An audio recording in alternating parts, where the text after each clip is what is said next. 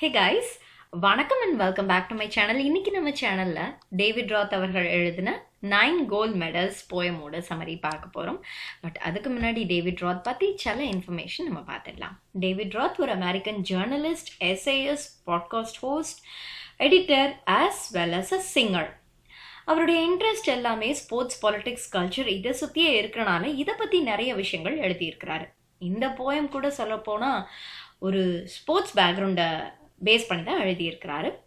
And இதை படிக்கும்போது நமக்கு it talks about human compassion and cooperation அப்படிங்கிறது தெளிவாக புரியும். 1976 ஒரு ஸ்பெஷல் ஒலிம்பிக் கேம்ஸ் நடத்தப்பட்டிருக்கு. அந்த ஸ்பெஷல் ஒலிம்பிக் கேம்ஸில் ஒரு ஸ்பெஷல் ஈவெண்ட் நடந்திருக்கு. அது என்ன அப்படிங்கிறது தான் ஒரு கதை மாதிரி எழுதியிருக்கிறாரு. ஆனால் இட்ஸ் அ போயம். ரொம்ப சிம்பிளாக யாருமே படித்த உடனே புரிஞ்சுக்கிற அளவுக்கு எளிமையாக எழுதியிருக்கிறாரு. And special Olympics are usually conducted for differently abled people from different parts of the country. So அப்போ என்ன நடந்துச்சு அப்படிங்கிறத நம்ம போயமில் ரீட் பண்ணிடலாம். The athletes had come from many countries to run for the gold and the silver and bronze. Many weeks and months in training, all building up to the games. ரொம்ப வாரங்களாக, மாதங்களாக, வருடங்களாக அப்படியே கஷ்டப்பட்டு ட்ரைனிங் எடுத்துட்டு இருக்காங்க. எப்படியாவது தன்னுடைய தாய் நாட்டுக்கு ஒரு சில்வர், கோல்டு இல்லை பிரான்ஸ் ஏதாவது ஒரு மெடலை தட்டி பறித்து போகணும் அப்படிங்கிற ஒரு எய்மோடு தான் எல்லா காம்படிட்டர்ஸும் வெறித்தனமாக ப்ராக்டிஸ் பண்ணிட்டு இருக்காங்க. All round the field, spectators were gathered, cheering, and all the young women and men. Then the final event of the day was approaching, the last race about to begin. எல்லாம் அங்கே குழுமி இருந்த மக்கள் எல்லாமே பயங்கர ஆரவாரத்தோட participants எல்லாத்தையும் உற்சாகப்படுத்திட்டு இருக்காங்க. அப்போது அந்த ஃபைனல் ஈவெண்ட் நடக்க போகுது. It is a race. The loudspeakers called out the names of the runners. The 100 meters race to be run, and 9 young athletes stood there determined and poised for the sound of the gun. Loud ஸ்பீக்கர்ஸில் அப்படியே பேரெல்லாம் announce பண்ணிட்டாங்க, யார் runners அப்படின்னு. 9 athletes ரெடியாக அந்த starting லைனில் நின்றுட்டு இருக்காங்க. They were just getting ready for the sound of the gun. They were all determined that they must win the gold, silver or bronze. The signal was given, the pistol exploded, and so did the runners on hearing the sound. But the youngest among them stumbled and staggered and fell on his knees to the ground.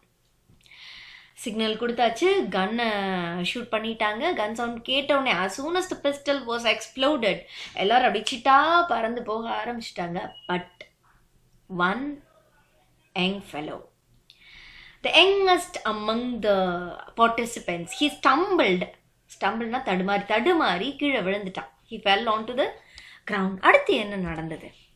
He gave out a cry of frustration and anguish. His dreams and his efforts dashed in the dirt.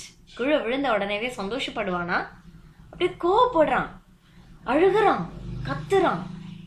Because he has been determined to win one of the medals. But எல்லா எஃபர்ட்ஸும் வீணா போச்சுன்னு கத்துறான். He felt frustrated and he was screaming. But as sure as I'm standing here telling the story, now it's a strange one, but here is what occurred. இப்போ இந்த கதையை அவர் நமக்கெல்லாம் சொல்லிக்கிட்டு இருக்க மாதிரி ஒரு விசித்திரமான ஒரு நிகழ்வு அங்கே நடந்தது. என்ன? The 8 other athletes stopped in their tracks. மற்ற 8 athletesம் அப்படி நின்றுட்டாங்க. They didn't run, they didn't move a bit. ஒரு இன்ச்சு கூட மூவ் பண்ணலை, நகரலை, அப்படி நின்றுட்டாங்க அவங்களுடைய ட்ராக்ஸில். The ones who had trained for so long to compete, one by one they turned round and came back to help him. பல மாதங்களா, வருடங்களா எப்படியாவது இதில் win பண்ணணும்னு அப்படி போட்டி போட்டு ஒருத்தருக்கு ஒருத்தவங்க சளைச்சவங்க இல்லை அப்படிங்கிறத ப்ரூவ் பண்ணணுங்கிறதுக்காக வெயிட் பண்ணிட்டு இருந்தவங்க ஒருத்தராக பின்னாடி போகிறாங்க. அந்த குழந்தை விழுந்துச்சு இல்லையா, அந்த பையனை நோக்கி போகிறாங்க. They just went back to the fellow who fell down to the ground and lifted him to his feet. And lifted the lad to his feet.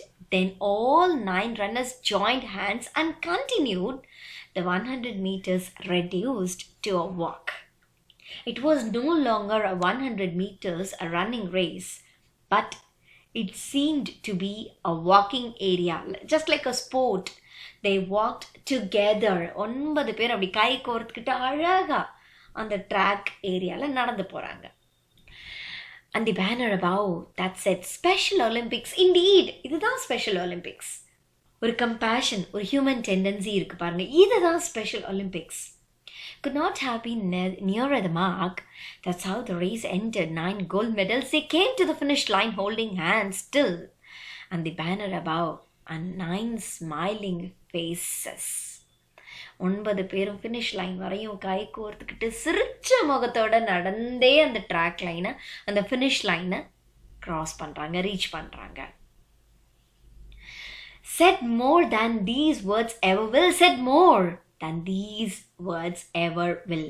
Refrain எழுதியிருக்கிறாரு நம்ம poet David Roth in order to create an impression that, அதாவது வார்த்தைகளால் இப்போ நான் வர்ணித்ததை விட அந்த தருணம் ரொம்ப அழகா இருந்தது. Words can ever will. வார்த்தைகளால் வர்ணிக்கிறதை விட அந்த தருணம் அவ்வளவு அழகா இருந்தது, அவ்வளவு நெகிழ்வா இருந்ததுன்னு எழுதியிருக்கிறாரு. Hats off to David Roth for sharing this with us. Hope you all have understood. Thank you. I wish you all a good day. Bye-bye.